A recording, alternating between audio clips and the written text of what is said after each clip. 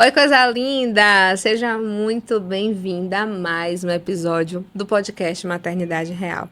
Prazer, eu sou Luana Machado. Sou mãe, sou filha, sou esposa, sou psicóloga.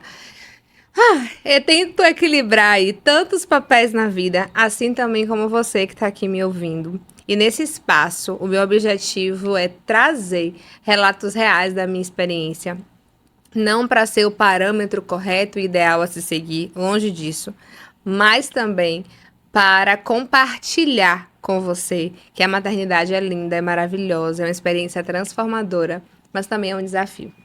E é importante nós falarmos dos desafios, nós falarmos dos perrengues, sem que isso seja um parâmetro do amor que nós sentimos pelos nossos filhos.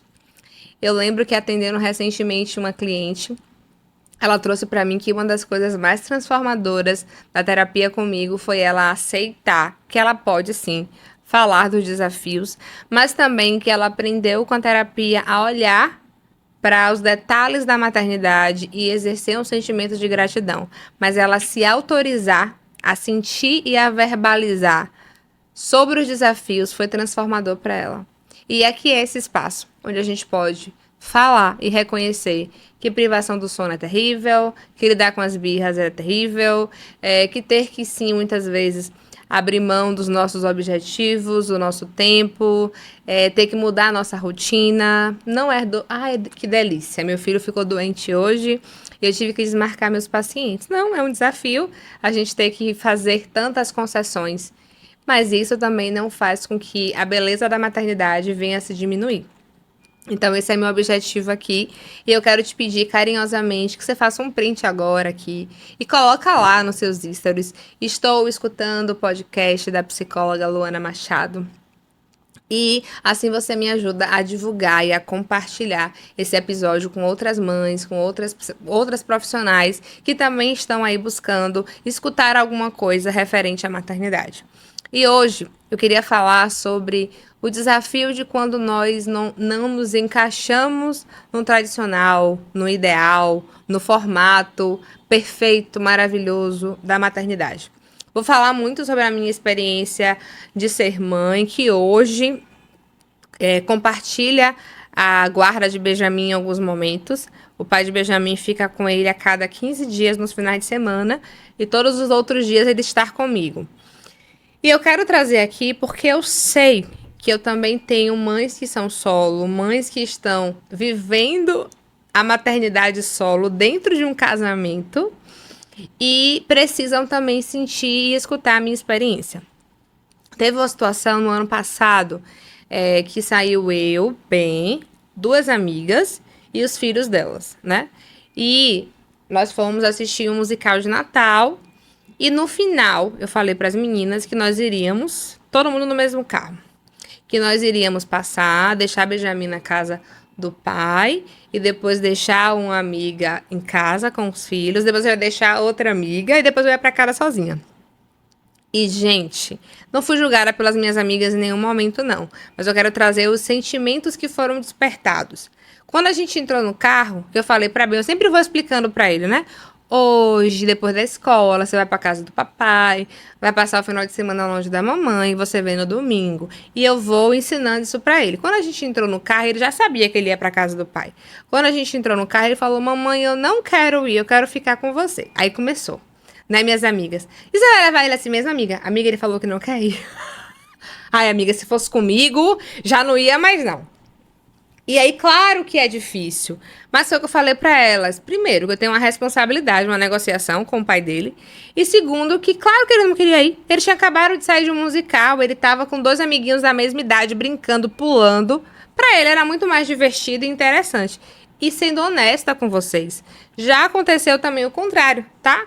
Ele tá em uma festa de aniversário com o pai e ele falar que não queria ir. E eu super entendo, porque pra ele, naquele momento ali, é mais divertido. E aí é preciso a gente entender e separar o que é do adulto e o que é da criança. O meu sentimento de mãe foi: não quer ir não, meu filho? Partiu casa. Você quer ficar comigo? Vamos. Respirei fundo e fui conversando com ele. Ô, meu amor, mas seu pai tá lá te esperando, todo feliz. Ele tem vários planos pra fazer com você. E ele foi resmungando o caminho todo.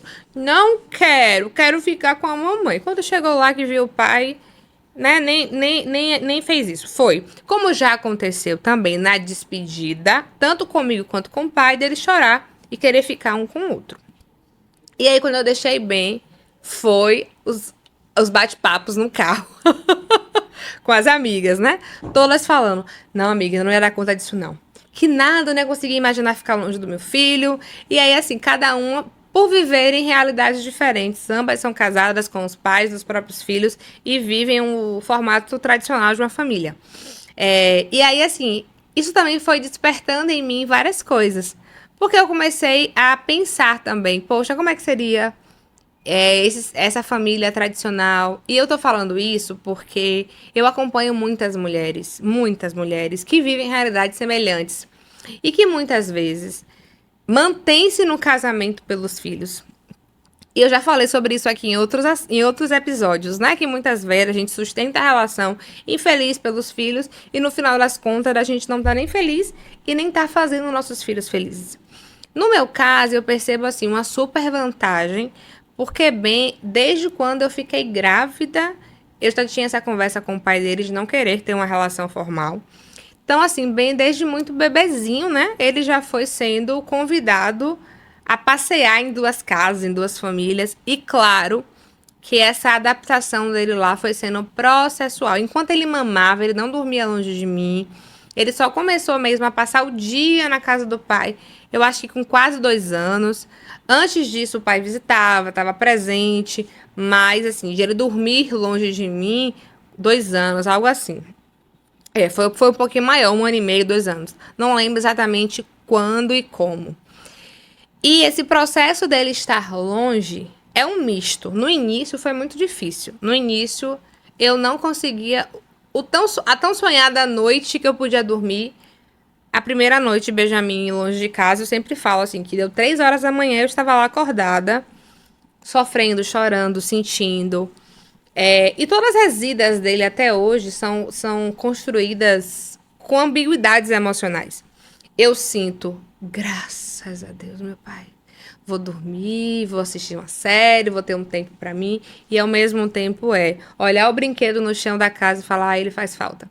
Ai, meu Deus, ele aqui. É sair e falar. A Benjamin adorar isso aqui. E eu acho que isso faz parte do processo de ser mãe. A mãe até está sem o filho, mas o filho sempre estar na mãe. É a sensação que eu tenho. Eu queria trazer essa minha experiência, porque assim, é claro que eu já escutei isso, viu? De algumas clientes que eu acompanho, de que, mas como é que vai ser ficar longe do meu filho? E eu vou me sentir mal quando eu me encontrar com amigas que vivem realidades diferentes. E a gente precisa sempre lembrar aquela máxima de a sua história é única, a sua família é única, a sua realidade é única. Os motivos que vão fazer você se separar ou não são peculiares da sua história, da sua relação. Mas eu queria te trazer que é possível. Eu sou um exemplo, eu e tantas outras mulheres que vivem experiências de dividir, né, assim, a questão da guarda em alguns momentos, que é possível, sim, chegar em um patamar de você estar sem sofrimento. Isso não significa que eu não sinta, mas assim, no início pra mim foi sofrimento ficar longe de Benjamin, eu não conseguia. Hoje eu consigo otimizar isso e meus finais de semana são completamente organizados com Benjamin e sem Benjamin. Então, com Benjamin, shopping, parque, brinquedos, atividades dinâmicas em casa, faz massinha de modelar, blá, blá, blá.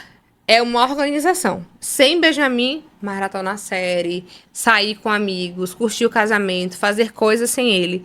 E eu vou te falar a realidade. Eu já cheguei a pensar hoje, quando quando eu converso com meu esposo, que às vezes ele fica falando sobre ter um outro filho, que eu até falo, gente, como é que seria, né? Porque a realidade que eu conheço é de ter pausas, pelo menos, a cada 15 dias. Eu falei um dia com ele, eu falei, você já imaginou? Não vai ter mais isso aqui, ó? Acordei 10 horas da manhã em domingo. Esqueça. Ele fala, não, a gente vai planejar assim. Quando o Benjamin foi pra casa do pai, a gente pega e dá pra uma das vós pra passar o final de semana. Mas eu fico pensando também nas famílias que não têm a possibilidade de ter um sábado, um final de semana sem os filhos. Porque por mais que a gente sofra e pense, ai, é difícil, é necessário. Ainda que no início você sofra e que você pense que não vai conseguir, é algo que reabastece. Para mim hoje é extremamente importante os finais de semana que Benjamin está com o pai para fazer algo, inclusive às vezes pela casa, para conseguir arrumar a casa, cozinhar, sem as 50 mil interrupções que você tem quando está com a criança perto. Porque aprontou, porque fez cocô, porque te chama. Então eu quero trazer também, não é que eu estou vendendo aqui, tá? Que é maravilhoso você ter filho dividindo a guarda com o pai. Tem muitos desafios, tem muitos perrengues, tem muitos conflitos educacionais, de que aqui em casa eu sigo essa rotina e eu peço ao pai para fazer lá. As datas comemorativas, né, do aniversário, do Natal, de que muitas vezes nem sempre vai estar comigo. Então, claro que tem desafios. Eu não estou aqui vendendo a minha realidade como a perfeita e a maravilhosa, não é isso. Mas eu também quero trazer o meu relato para mães, talvez, que são solo ou que estão aí postergando um divórcio, infelizes no casamento, porque não conseguem imaginar como é que seria. E eu queria trazer a esperança de que é possível. É possível, sim, conseguir viver essa realidade. E chegar a um patamar, depois de uma jornada, né? Hoje eu consigo chegar a esse nível de aproveitar, de otimizar, de me organizar depois de uma construção. Não foi assim da noite pro dia. Eu converso muito com o Ben, eu preparo muito ele, eu tenho esse diálogo com ele. Já teve muitos momentos dele ir, né? Eu lembro que hoje meu marido, mas na época namorado, era que falava: Meu Deus do céu, parece que Benjamin vai e você entrou em luto. Porque assim, às vezes eu ia entregar ele pro pai na portaria e voltava chorando. E deitava na cama e no sofá e ficava lá, ai, porque eu queria tanto, Senhor, ter a família tradicional, como dói. E assim, eu passei pelo processo de elaborar, de aceitar e entender e assumir a escolha e reconhecer. E foi processual e hoje eu consigo organizar. Inclusive, quando tem amigas que querem marcar alguma coisa, amigas com filho, peraí, amigas, de verdade, tá? Deixa eu olhar aqui no calendário se o Ben vai estar comigo ou não. Porque se ela tem filho, vamos marcar um rolê com o Ben. Porque aí as crianças se brincam, né? Se organizam lá. Se é um rolê com uma amiga que não tem filho, pera aí, deixa eu olhar aqui meu calendário, se Ben tá comigo, tá com o pai. E é isso, né? Nessa jornada tem vários perrengues, de às vezes eu precisar mudar, o pai precisar mudar, não poder, eu poder, várias coisas. Não estou vendendo aqui a perfeição, porque vocês já perceberam que a vida real é lidar todos os dias com a beleza do imperfeito, porque isso é a vida real, tá? Mas estou trazendo aqui o meu relato. Luana, como é compartilhar o filho e viver essa realidade de mãe separada? Ambiguidades emocionais, de você sentir saudade e assim, às vezes até o meu próprio digníssimo hoje fala, né? Ainda bem que esse final de semana ele vai pra casa do pai dele, porque ô menino abençoado, que traquina. E aí assim, bem sai, ele fala, faz falta, né, menina, a casa tá tão silenciosa, que é isso, é sentir ambas emoções ao mesmo tempo, mas ter maturidade, ser adulto o suficiente para não deixar isso respingar na criança. Luana, você consegue blindar bem 100%? Acredito que não. Teve até um dia que eu conversando com ele, né? Mamãe, sente tanta saudade, filho, quando você vai pra casa do papai. Mas tô tão feliz em saber que você tá bem, que você tá brincando. Aí, às vezes, quando ele vai pra casa do papai, ele fala assim, não chora não, viu, mamãe? Benzinho volta. Não fica aí, não, que eu que eu volto, mamãe. Que eu volto. Eu digo, tá bom, não vou chorar não, que você volta.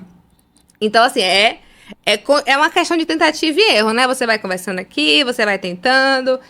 O máximo é que a gente vai tentando não respingar neles. Às vezes não é possível, às vezes vai passar alguma coisa. E aí, como diz, né, uma cliente minha, no futuro eles pagam terapia e eles lidam com isso.